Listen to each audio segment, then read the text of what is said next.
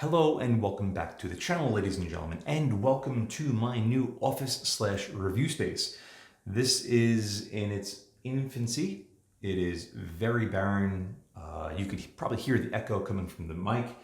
It's about as simple as a room as possible. The only thing I did to try to mitigate some of the echoing is just put some carpets down, and that's about it.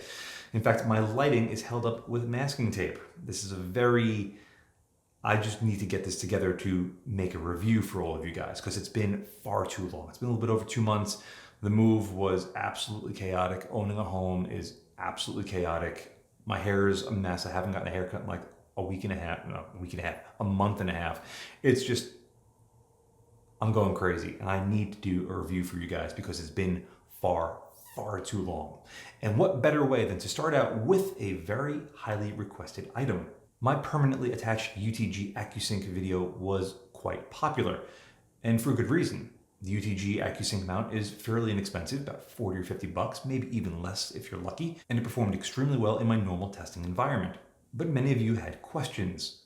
Could the QD version, or the QR as UTG likes to put it for whatever reason, could it perform as a QD mount well enough to be a viable option? What do I mean by that? If you put it on your gun and you torque everything down and you zero your rifle, if you remove it and then put it back on, does it hold or maintain zero? If it does, this thing could potentially be a game changer for a lot of you, especially if you're on a lower budget, because you can find these for about $100 or so, give or take. So, can this $100 QD mount, or QR as UTG wants to put it, can this mount perform as intended? Well, why don't you come on in and let's take a closer look at this thing together.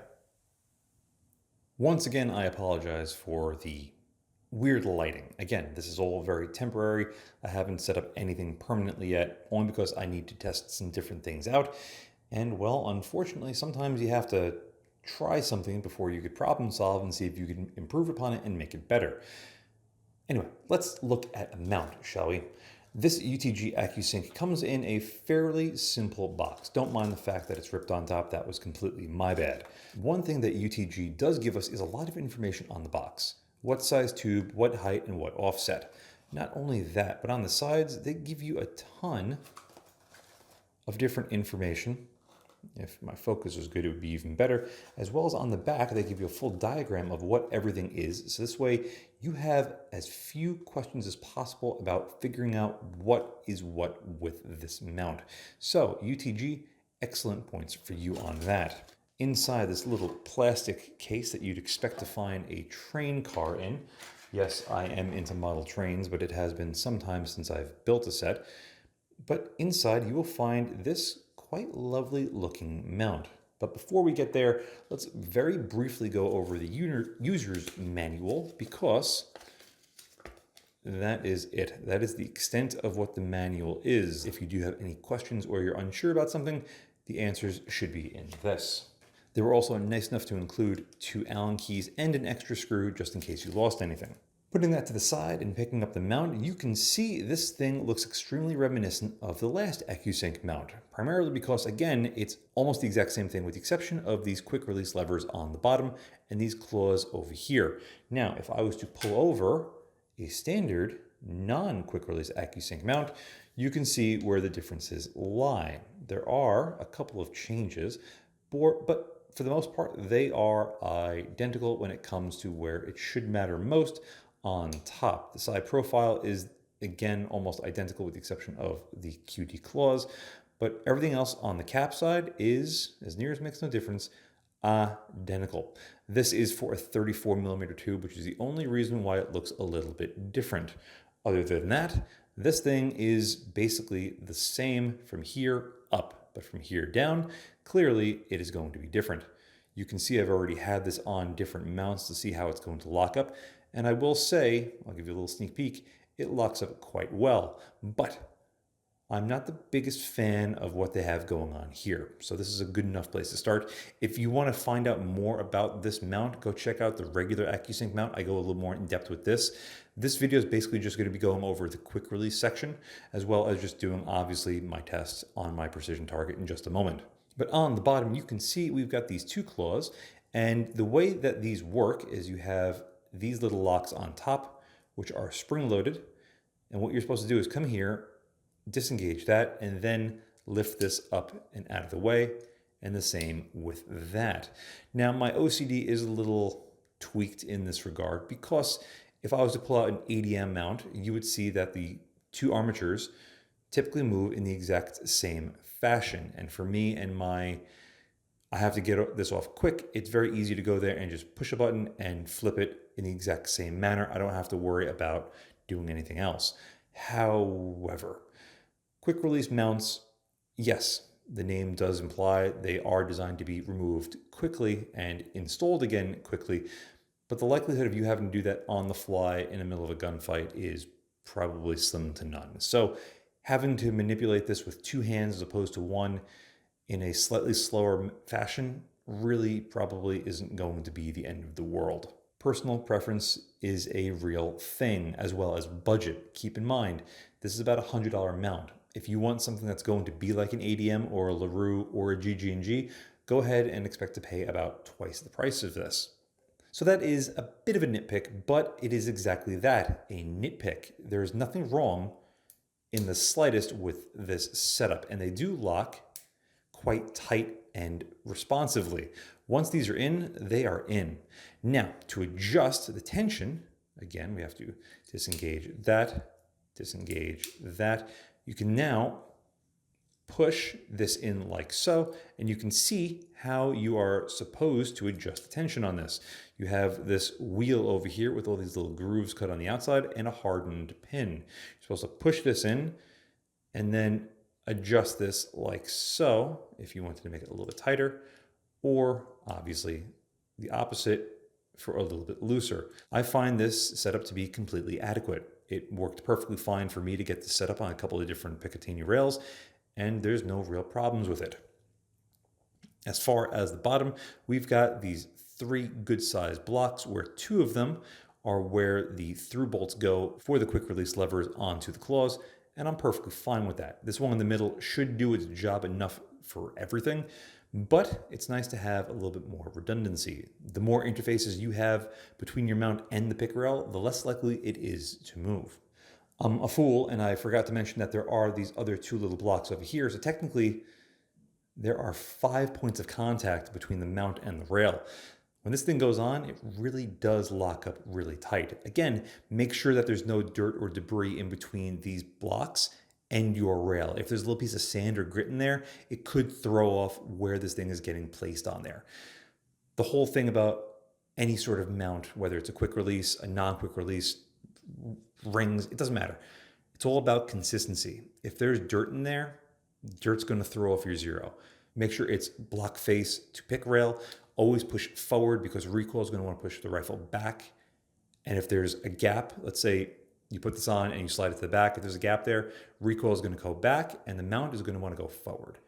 And that could create movement, and movement is, of course, the devil.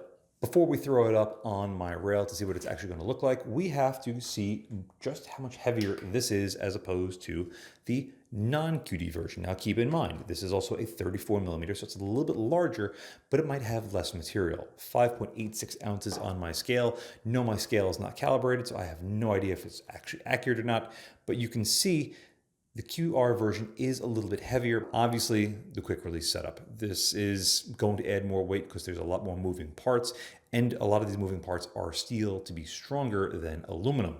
So if you're looking for the lighter solution, obviously go with either what we just saw, a permanent attached solution, or lightweight rings. However, you're not looking at this video for that. You're looking at the video for this. Push forward, lock in really tight, and lock in. You're looking for this. See, that's another thing. These do allow for a little bit of play up and down. Stuff like ADM, LaRue, GG&G, there's no play once the locks are fully engaged. Again, however, once these little locks are engaged, it's not going to come undone, but it can rock slightly. A little bit of a nitpick. just know that it can and possibly will happen. But once it's on a rail, it does have a fairly low profile. And you could see just how many holes are in there to make this be as lightweight as it is. 6 ounces for a high 30 millimeter tube, 50 millimeter offset mount isn't that heavy, especially given the price. And so far, this thing seems to be made quite well. I saw no imperfections as far as the anodizing finish. The bores on both the mount itself and the caps were very nice and smooth, and I found no issues with mounting a scope in here and putting it on my precision tracking test setup. So as far as how this thing is made, it seems to be quite good. Yep, everything is shaking because nothing is permanently attached. I apologize. See, this is another thing. If you have really fat fingers like me, you might have a hard time getting a full finger in there to try to disengage this. But take an Allen key, take a knife, and as long as the lock is disengaged, get in there and pry it open. You shouldn't have any issues. As you can see, this was very hard to get on, but it still wasn't impossible to get off. If you would like the lever to be a little bit easier to remove, you're going to need something like a GG&G mount where the lever is really long and you have a lot more leverage on it. You could just pop it off and then subsequently put it back on with a lot more force, but not perceived force on your end. But enough of me talking about how this thing looks and how it should perform. Let's put this thing on my tracking test and see how well this thing returns to zero. We are down here with the SWFA fixed 16X. You can see we're just favoring that right edge. Everything is properly torqued and set up. So that's about as good as we're going to get. That is going to be our indication of where our confirmed zero is.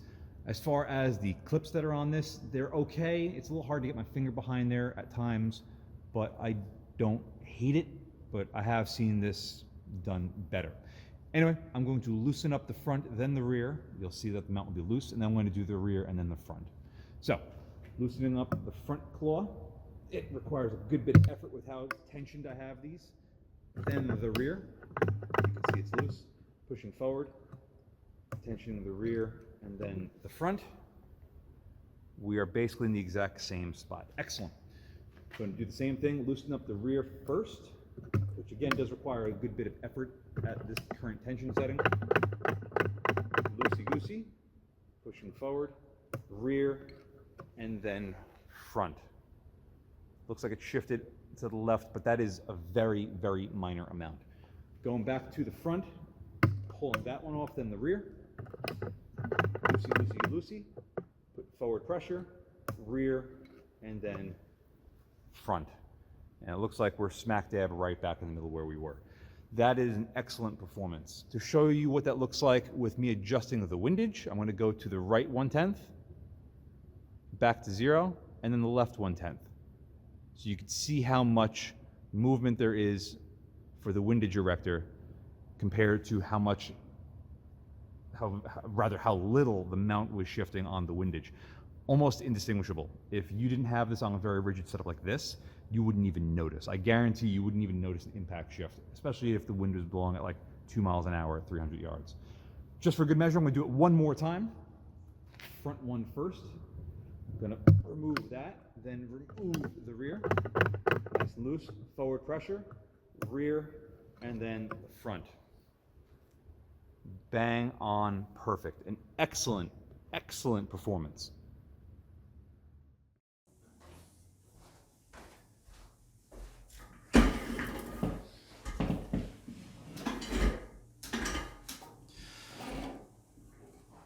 Like I said, this is a very rough video, which is why perspectives are all changing and the light's all messed up and the audio is probably sounding even worse than ever.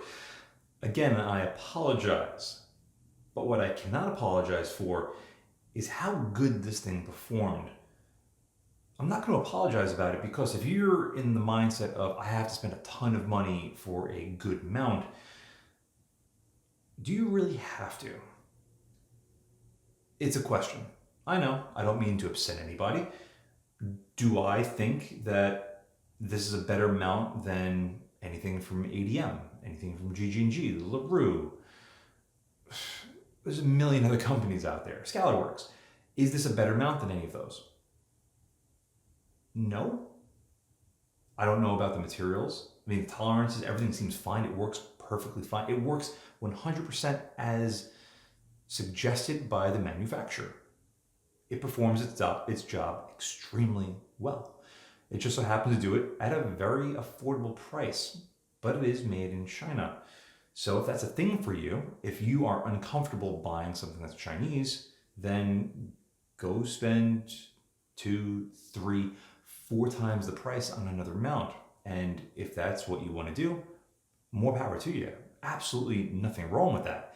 I myself run GG&G and ADM mounts because I trust them. They're reliable. They've been fantastic for me. Does that mean that this won't be because of the price? Not necessarily. It might fail after the 10th time I've taken on and off of a gun, or it might not. But anything can fail. Everything can and will fail eventually. It just so happens that this thing is probably still on the same path of failure as more expensive mounts. The only thing that one must consider is this thing might still hold up as well as some other mounts, but it's a lot less expensive. If you're 100% on board with spending more money and getting an American-made mount or a nicer quality mount or just a mount with different features, again, more power to you. That's what you need. That's fine. But this mount isn't for you. This mount is for somebody that wants to try out a QD or a QR mount on their AR or subsequent other platform. If the offset and height and everything works for you, great. But this mount, as well as this mount, is for the person that doesn't have a ton of money, that's looking to build something that's adequate, that can do the job at hand and not break the bank. Not everyone has $1,000 to spend on a mount and optic combo. Shit, I didn't have that for many, many years. Sometimes I still don't have that. What happens if you have one scope and multiple guns and you just can't afford to run one mount and one nice optic? You have one good optic and a good mount and you want to just use it between different platforms. Well, something like this could be exactly what you're looking for, because as you've seen in this video, not only is the quality on this thing quite nice, and the same thing for the permanently attached mount as well. Again, look at the full video on this thing to find out more information about everything else. But on the QR aspect of this mount, this thing performed extremely, extremely well. I was expecting it to do good. Good being maybe a tenth or so off in one direction. But it wasn't. And that's just a testament of how UTG makes their mounts. For the price, if you need something in this budget that would suit your needs and it needs to be QD, look no further. Pick one of these up and give it a go. I don't think you'll have much of an issue as long as you mount it properly. If you have one lever tight and one lever loose, guess what? That's going to be inconsistent. If you don't constantly clean off the pick rail, clean off the underside of the mount, push forward on the pick rail, and then lock it up, that's going to create inconsistencies. And it's the inconsistencies that stack. So if you have a little bit here and a little bit there and a little bit there, you're now all of a sudden over here and nothing's going to line up. This video is way longer than it really needs to be, but there's a lot of information that needs to be put out there because there are just a lot of people that don't know. If you're the type of person that knows everything that I'm talking about and just already clicked off the video, again, this video and this mount are not for you. This is for the person that only has $100 to spend on a mount and they want to sample a QD mount that isn't a Burris Pepper. I haven't gotten one to review, but I have played with several of them, and the Burris Pepper permanent mount is okay, but the QD version is just, those levers suck. And they're about the same price as this, maybe even a little bit more expensive. So, again, if you are in the market for something like this, I'd say give it a go, because I myself plan on running this on a setup and really abusing the ever-loving crap out of it and seeing if it holds up over time. So maybe that'll be another video in the future, but if you don't hear about this mount again, it's probably because it's doing its job perfectly fine and I could not care less because it makes me happy. Anyway, that is all for this video. Thank you all very much for tuning in. I really do appreciate it. And as always, I will see you again next time. And a huge thank you to my Patreon providers and my Subscribe Star subscribers. Without you, this truly wouldn't be possible. If you'd like to support my channel but don't want to join either of those, I completely understand. But you can still help by using my affiliate links in the description below and or like, share, and subscribe as always. Again, thank you very much.